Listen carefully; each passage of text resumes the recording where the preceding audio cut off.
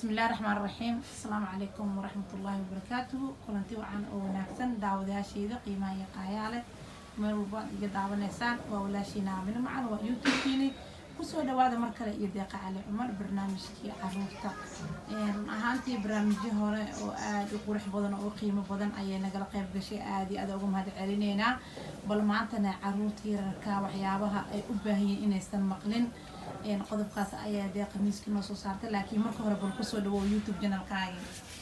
أقول وهي أنا من فرح سنة صوم ومركلة برنامج جنال كامل معلن أصحابتي الحمد صور وهذا اسمه قلق وحي سله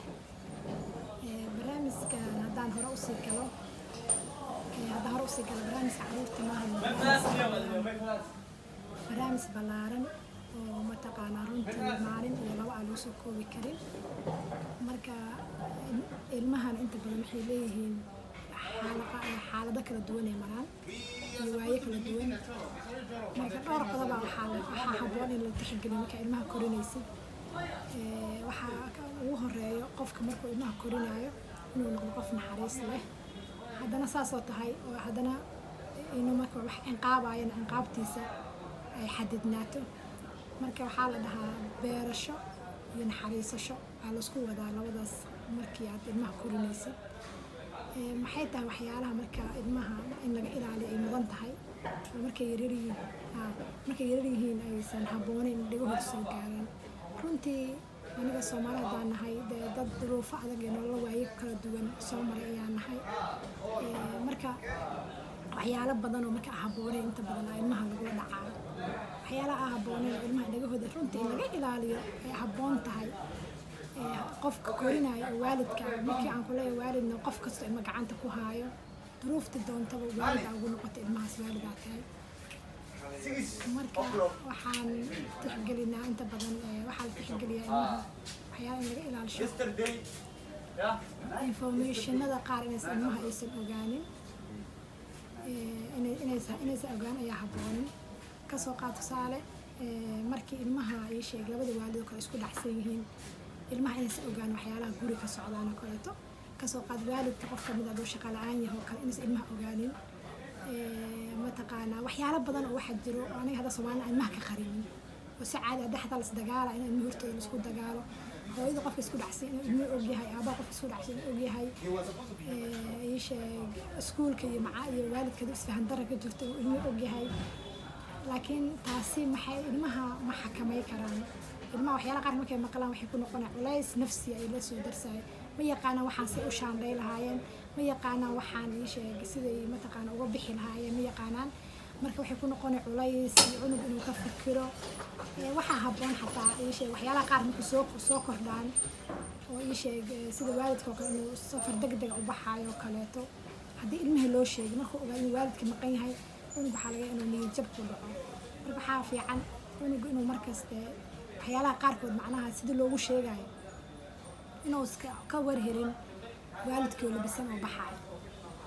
waxaa jira sanado aad sensitive ah ilmaha xanuunada nafsiga la soo darsa haddii cunuga uusan waxyaalahaas uusan sidii habboon haddii loogu sheegin tusaale cunuga markii ii sheego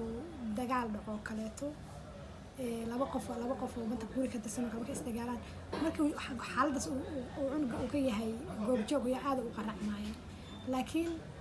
inaad cunuga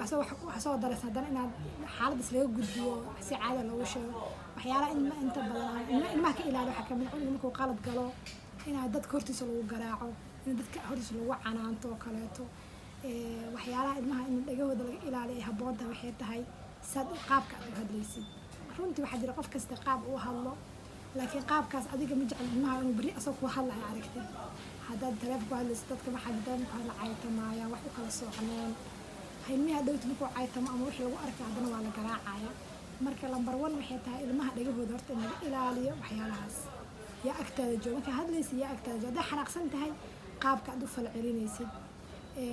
ilmaha waxyaala waxaa jira aan iskuul laga bararin oo ay tahay guriga inuu ka soo barto waxaa kamid ah markuu qofka xanaaqsan yahay siduu isku naftiisa u xakamay lahaa qofka sida inkastoo ay jiraan markuu qofku wada daraasado iyo macnaha tababaro ay jiraan laakiin qofka markuu yar yahay meesha ugu horeyso oo markuu xanaaqo sidoo xanaaqis u maaray lahaa inta badan guriga laga bartaa cidda koowaad oo uu ka qaadanayo markay xanaaqaan say u falcelinayaanna dadka uu la nool yahay waaye ugu horeysa waalidiinta iyo dadka markaas gacanta ilmaha ku haayaan marka waxaa habboon cunuga markaas uu yaryahay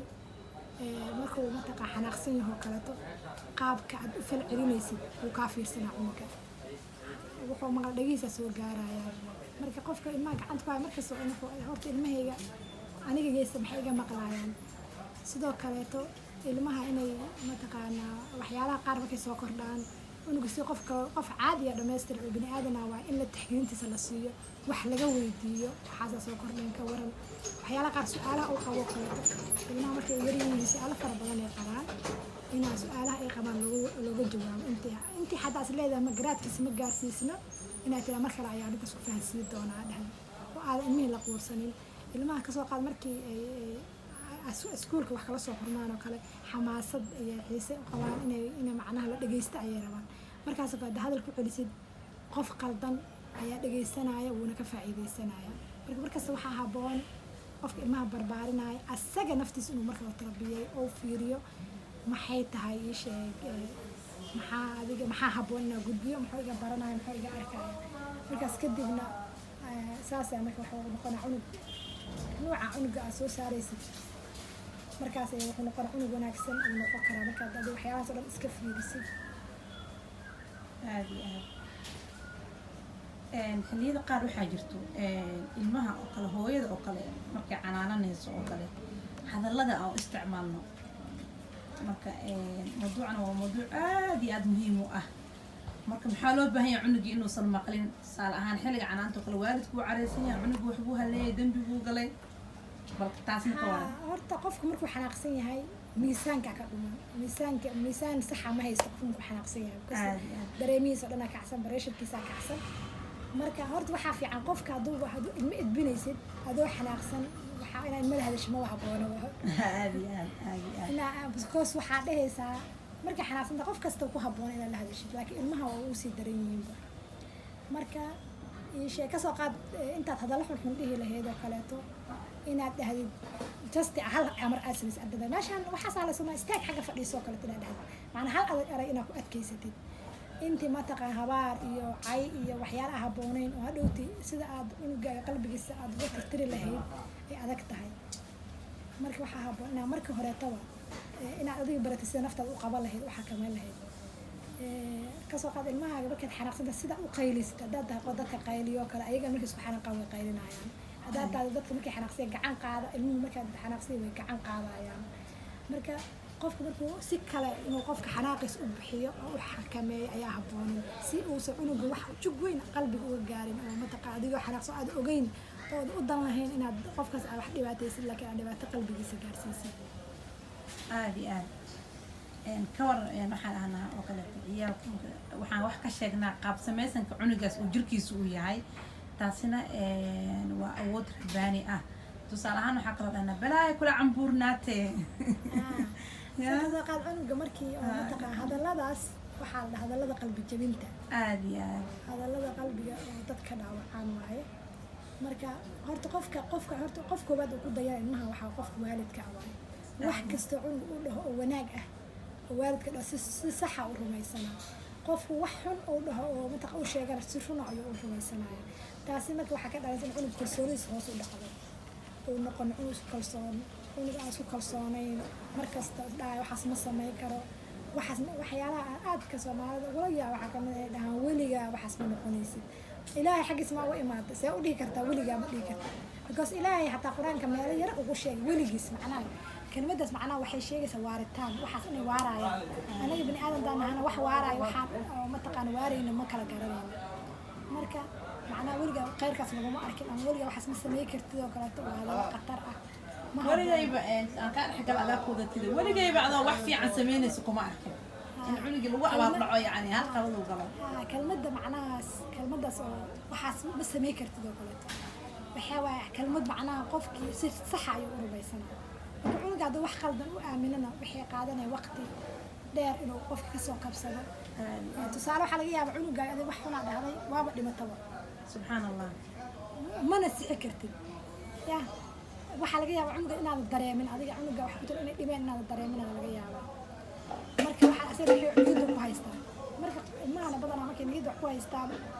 waxay sameeyaan si ficil ahaan ayaan inta dadku tusiyaan wuxuu noqon inuu qalqaaliya inuu dagaal badan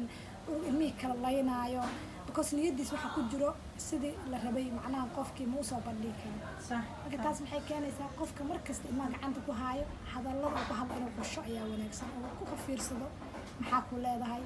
yaa ku ag joogo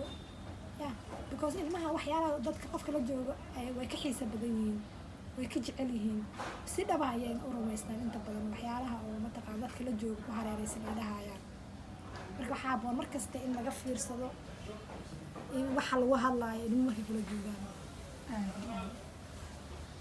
ka waran waalidiinta oo kale markuu qof yimaado kaleeto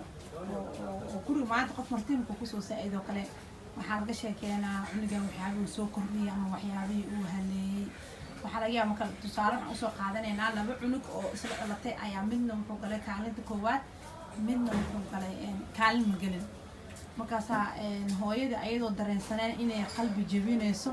ayaa waxay leedahay alla heblaaya maasha allah kaalinay gashay hebelne nigadaa wax dhintay waa waxaanay yaa wax barkumayaala waa yacni erayada oo qalbi jebintaada aa sheegtay oo kaleeto marka